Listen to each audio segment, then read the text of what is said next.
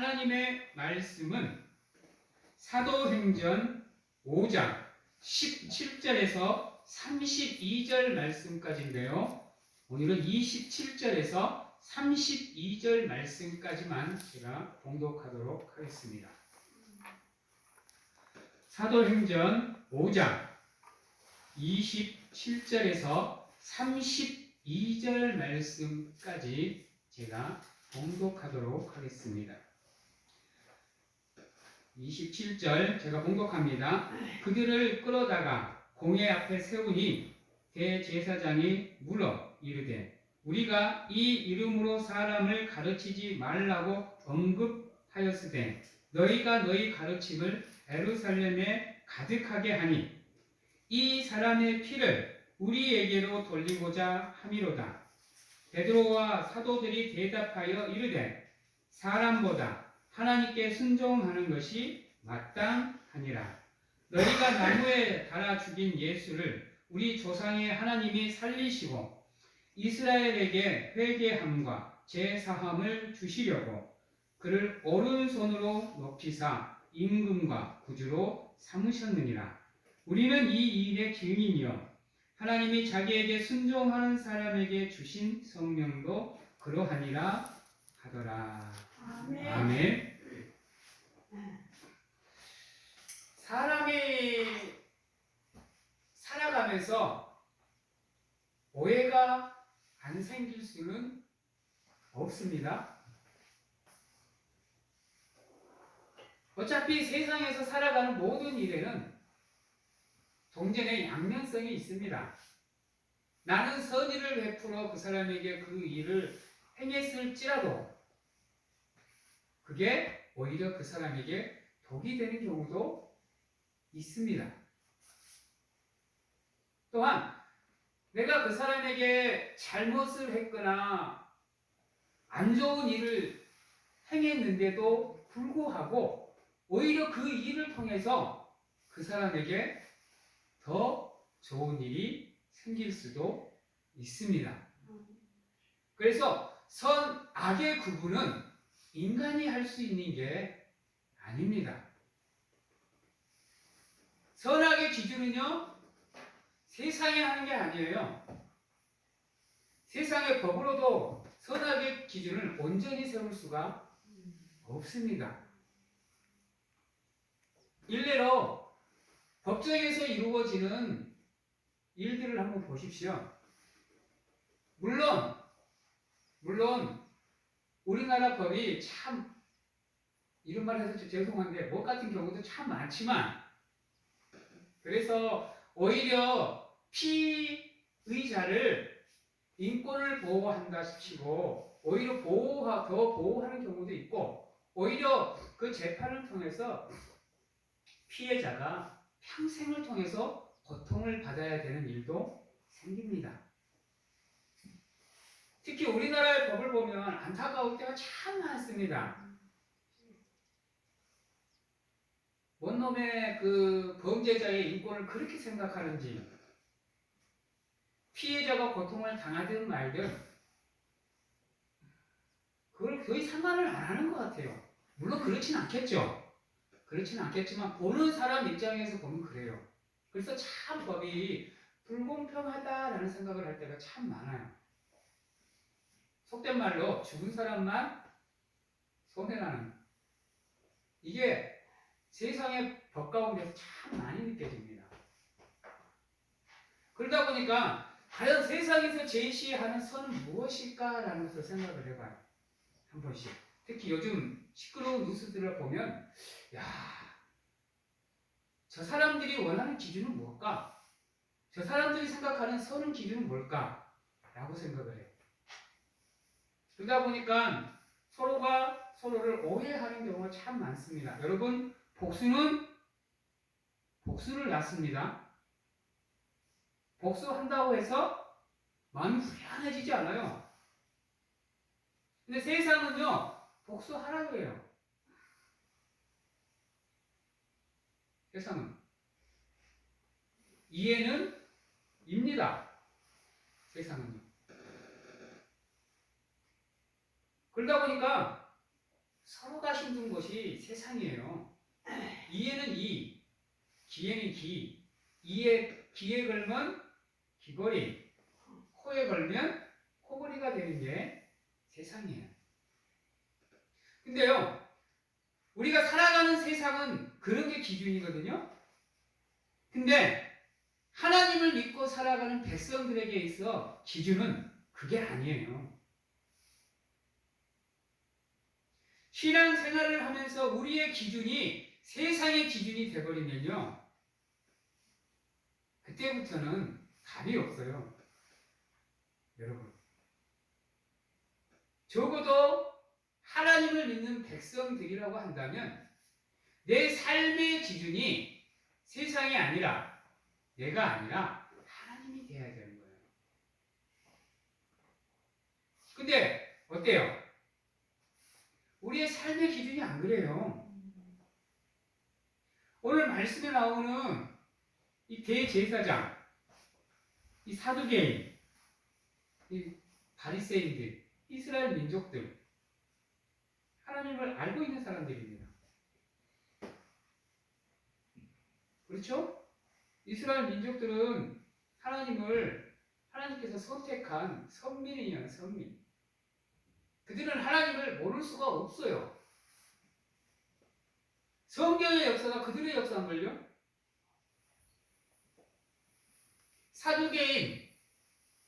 사두개인은 제사장 가문의 사람들이 이루어서 만든 일파입니다. 일파.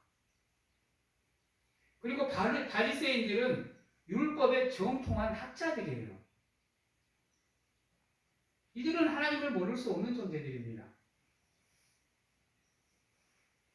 누구보다도 하나님의 말씀을 잘 알고 있던 사람들이에요. 근데 그렇게 자기들이 오매불망하던, 자기들이 그렇게 고대하고 기다리던 메시아가 이 땅에 오셨음에도 불구하고 그들은 예수를 알아보지 못했어요. 알아보지 못한 것뿐만 아니라 그들의 손에 의해서 메시아가 죽임을 당해야 되는 상황이 벌어져요. 근데 한번 생각을 해보세요. 예수님께서 이 땅에 오셔서 뭐 잘못한 게 있나요? 왜 잡아 죽이려고 그래요? 왜 예수님을 못 잡아 죽여서 안달이에요? 우리는 이것을 한번 생각을 해봐야 돼요. 우리의 삶은 이 이스라엘 민족들, 바리새인들, 사두개인들에게 한번 대입을 한번 해보세요. 우리 사랑하는 성도님들은 누가 뭐라 그래도 하나님의 말씀을 알고 계시는 분들이에요. 하나님이 누구신지, 예수님이 왜 이 땅에 오셨는지, 지금 우리와 함께 하시는 성령님이 어떠한 분이신지를 누구보다도 잘 알고 계십니다. 근데 한번 여러분들의 삶을 돋보기로 한번 보세요. 믿음의 돋보기로. 제 삶의 기준이 어디에 있는가? 내 행동 하나하나, 말 하나하나, 언어 하나하나가 무엇을 기준으로 행해지고 또 이루어지는지도 한번 보셔야 됩니다. 여러분, 사도들이 감옥에 갇혔어요. 근데 주의 사자가 나타나서 그들을 감옥에서 끌어내어서 그들에게 회중 앞에 가서 하나님의 말씀을 전하라고 했어요. 그래서 그들이 하나님 앞에, 회중 앞에 서서 하나님의 말씀을, 복음을 전했어요. 근데 그 모습을 바라보면서 이 바리새인들과 이 사두개인, 이스라엘 민족들은 시기했다 그랬어요. 오늘 말씀 17절에 보면요, 이렇게 얘기를 해요. 대제사장과 그와 함께 있는 사람, 즉 사두개인의 당파가 다 마음의 시기가 가득하여 그랬습니다. 하나님의 말씀을 잘 알고 있는 사람이면 하나님이 하나님의 백성들에게 무엇을 요구하고 있는지 그 누구보다도 잘 알고 있습니다. 약한 사람은 도와줘야 되고, 병자는 치료해줘야 되고, 없는 사람은 도와줘야 되고, 안아주고 품어주고 사랑해주고 챙겨주고 하는 것을 누구보다도 잘 알고 있는 사람들이에요. 그리고 하나님이 어떠한 분인지, 가장 중요한 하나님이 누구인지 알고 있던 사람들입니다. 그분이 천지를 창조하신 분이요, 전지전능하신 분이고, 누구보다도 우리 인간을 사랑하고 있는 분이라는 걸 알고 있어요. 근데요, 자기들이 해놓은 게 있거든. 응? 자기들이 해놓은 게 있어. 죄가 있어요. 그게 뭔 죄죠? 하나님의 독생자 예수 그리스도를 십자가에 못 박아서 죽였거든요. 그 죄가 있어서 이 제자들에게, 사도들에게 엄포를 하는 거예요. 야, 예수라는 이름으로 너네들 백성들 선동하지 마라. 그들을 가르치지 마라. 그런 하나님의 이름을 모욕한 신성 모독자다. 선동하지 마라. 라고 얘기를 했어요. 근데 제자들이 나가서 복음을 전했거든. 그것도 예수 그리스도의 이름으로 하지 말라는 것을 했거든요. 그러니까 지그들의 죄가 들추어지는 것 같으니까, 드러나는 것 같으니까 그 마음에 시기와 미움이 생기는 거예요. 그래서 그들 마음에 다 시기가 가득하여 라고 얘기합니다. 솔직히 해서 이게 우리 인간의 모습이에요. 여러분, 이 대제사장이나 이 사두개의 바리새인들의 이 모습에서 자유로운 인간은 단 한 명도 없어요. 여러분. 근데요, 적어도 하나님을 믿는 여러분들이라고 한다면 오늘 이 말씀에 나오는 29절에 나오는 베드로와 이 사도들의 말이 여러분들의 삶의 기준이 되셔야 됩니다.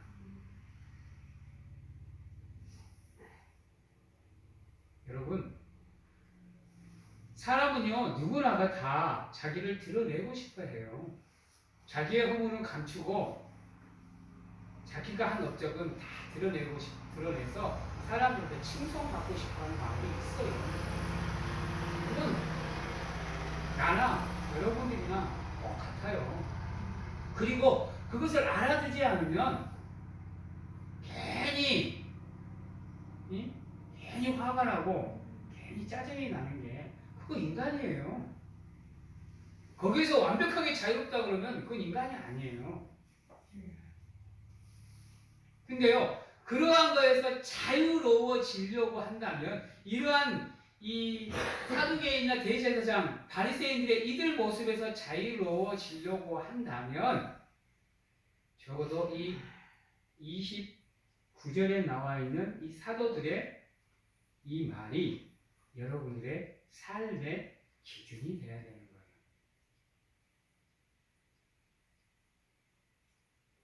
사람이 기준이 아니라, 세상이 기준이 아니라, 내가 기준이 아니라 하나님이 기준이 되셔야 된다는 말이에요. 29절 베드로와 사도들이 대답하여 이르되 사람보다 하나님께 순종하는 것이 마땅하니라 라고 고백하는 이 신앙의 고백이 여러분들의 신앙의 고백이 되셔야 돼요. 그래야 어떠한 상황에서도 여러분들의 믿음이 약해지지 않는 겁니다. 흔들리지 않는 거예요. 여러분들 한번 생각을 해보세요. 내가 괜히 마음이 흔들리고 믿음이 흔들릴 때를 가만히 보면요. 기준은 내가 아니에요. 기준은 하나님이 아니라고. 그때는. 그때는 기준이 내가 되어 있어요. 내가. 세상의 이치가, 세상의 규범이, 세상의 도덕과 윤리가 그때는 내 기준이 되어 있을 때예요. 그래서 서운한 감정이 드는 거고, 아픈 감정이 드는 거고, 힘든 감정이 그래서 드는 겁니다.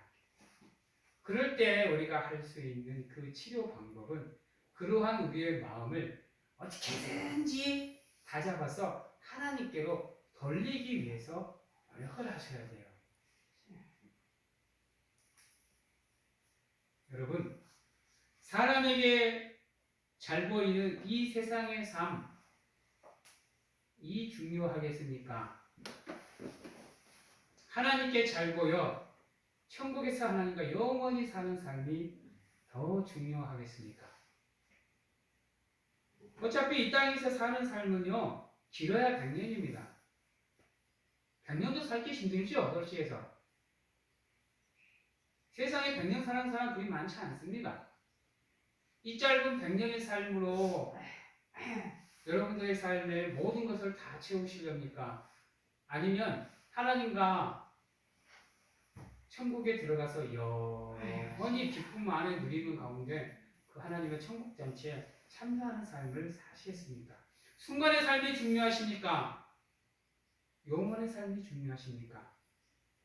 기준을 세상에서 하나님께로, 사람에게서 하나님께로, 세상의 것에서 하나님의 것으로 바꾸세요. 이 대제사장들이 기준이 세상이다 보니까요, 이렇게 얘기를 해요. 28절 보면, 이르되 우리가 이 이름으로 이 사람을 가르치지 말라고 언급하였으되 너희가 너희 가르침을 예루살렘에 가득하게 하니 이 사람의 피를 우리에게 돌리고자 함이로다라고 얘기를 했어요. 여기서 말하는 이 사람의 피가 누구를 나타내죠? 예.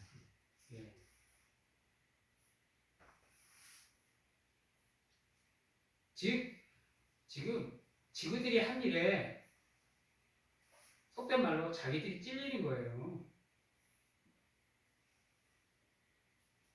이것을 통해서 우리가 알 수 있는 게 뭐냐면요, 이들도 예수를 알고 있었다라는 거예요.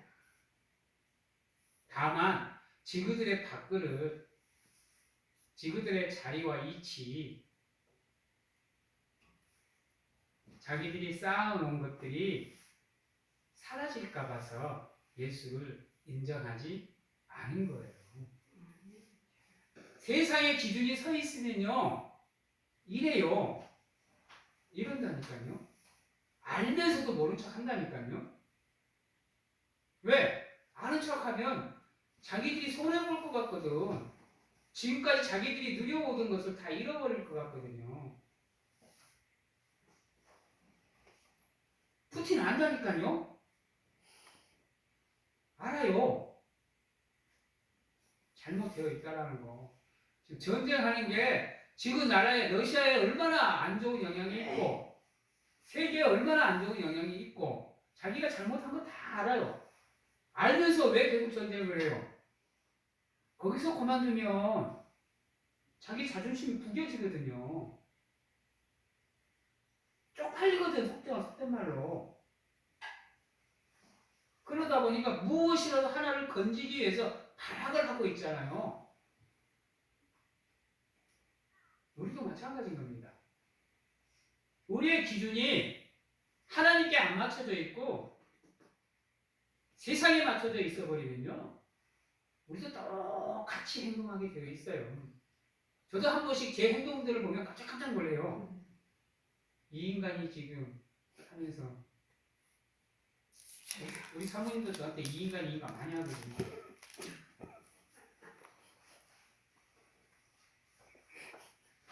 한 번씩 깜짝 놀래요. 저 자신을 바라보다 보면. 내가 왜 이렇게 행동을 했지? 내가 왜 이렇게 말했지? 제가 참 이 세상에서 우리 잘 사랑하는 사람이 사모님인데요. 저 한 번은 세상에서 나는 사랑꾼인데요.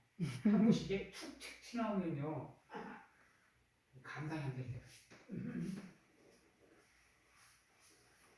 내가 이만큼 사랑해주니까 너도 이만큼 사랑해줘야지라는 기준을 갖고 있다 보니까 그게 사랑 아니에요? 그게 남자예요, 여러분들. 여자분들 다 이해해줘야 돼. 그쵸? 그래 안 그래요, 김희숙 지사님? 여러분, 우리가 하나님의 기준이 아니고 세상의 기준으로 살면 우리도 모르는 사이에 그러한 자리에 가 있을 수밖에 없어요. 그렇죠, 수창 집사님?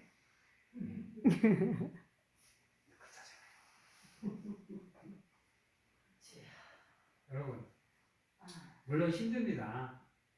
어려워요. 참, 나 자신 죽이고 산다는 게 진짜 힘들어요. 해 죽이고 싶을 때가 한두 번이 아니에요. 속된 말로 싸대기 한번 올려보고 시원하게 풀어보고 싶을 때가 얼마나 많아요. 세상의 기준으로 보면. 근데 안타깝게도 우리 여자분들은 기머리, 3년 덩어리, 3년 또 뭐도 3년이죠?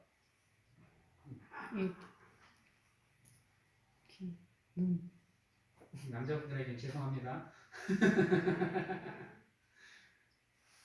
우리가 살다 보면 그럴 때가 참 많아요. 그러다 보니까 속된 말로 속이 썩어 문드러진다 그러잖아요.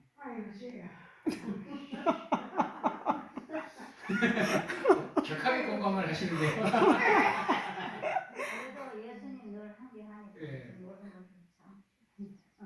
그래서 우리가 세상의 기준을 가지고 살면 죄에서 자유로울 수가 없는 겁니다.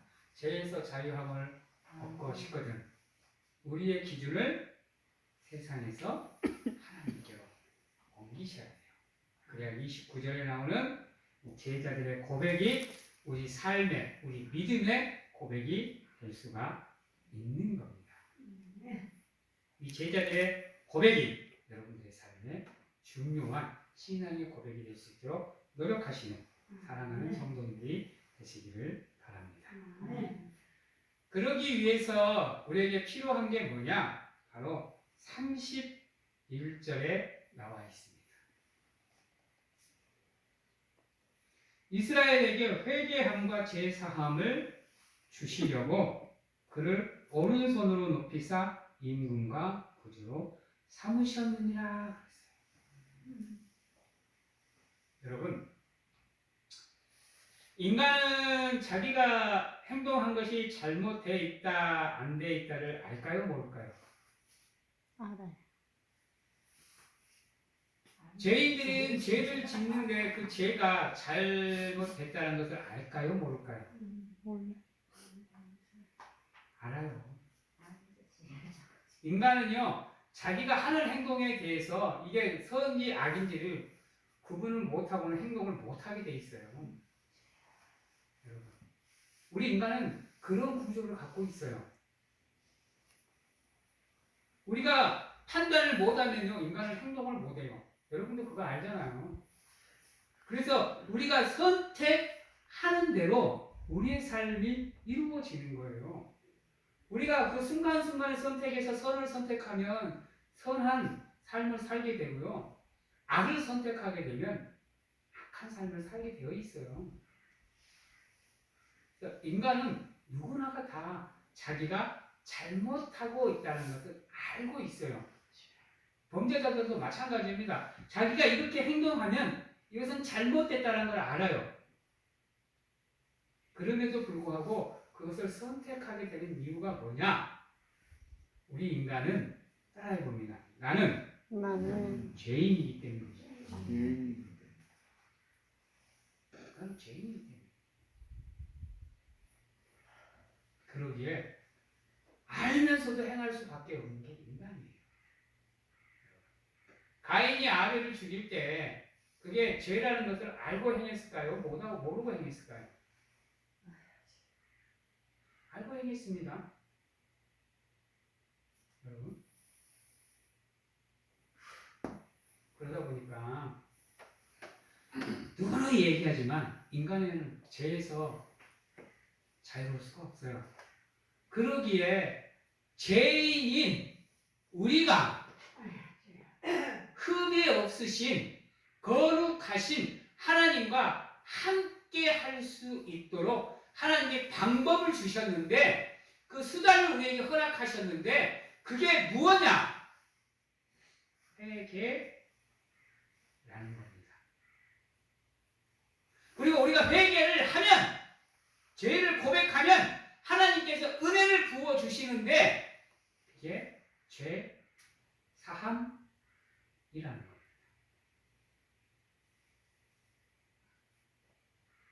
즉 우리를 향한 하나님의 뜻은 우리가 죄 가운데 허우적되며 슬픔하고 아파하고 고통당하는 삶을 사는 것이 아니라 그 가운데에서도 하나님을 찾고 믿는 믿음으로 회개하고 고백하는 가운데 그 죄의 사슬에서 그 죄의 멍에에서 죄사함으로 우리가 자유로워지기를 원하고 계신다는 겁니다.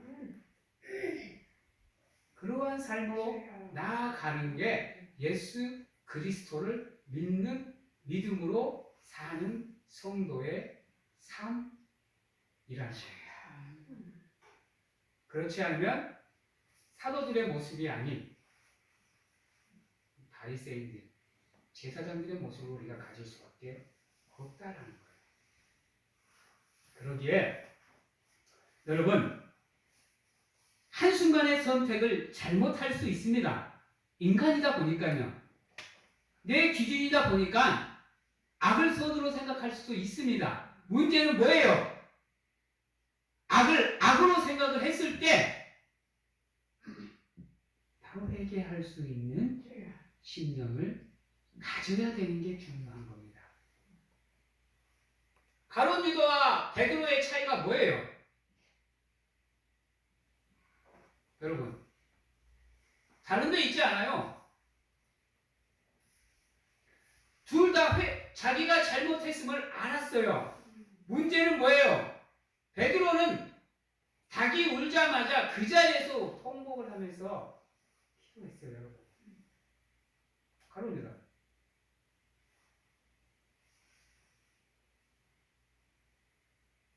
우리의 삶은 어느 쪽에 서 있습니까? 베드로입니까? 가룟 유다입니까? 사도들입니까? 대제사장들입니까? 여러분들이 여러분들의 삶을 점검하시는 가운데 여러분의 위치를 파악할 수 있도록 하나님 앞에 모든 것을 내려놓고 기도하시는 가운데 잘못을 했고 잘못된 삶을 살았고 잘못된 길을 걸어오셨다고 한다면 회개하시고 그나마 그래도 하나님이 인정할 수 있는 성도의 삶을 사셨다고 한다면 절차탕마 더 채찍질하셔서 더 하나님이 원하시는 장성한 분량을 채워나가시는 사랑하는 성도님들이 되시기를 바랍니다. 아멘. 이제 말씀을 정리하겠습니다.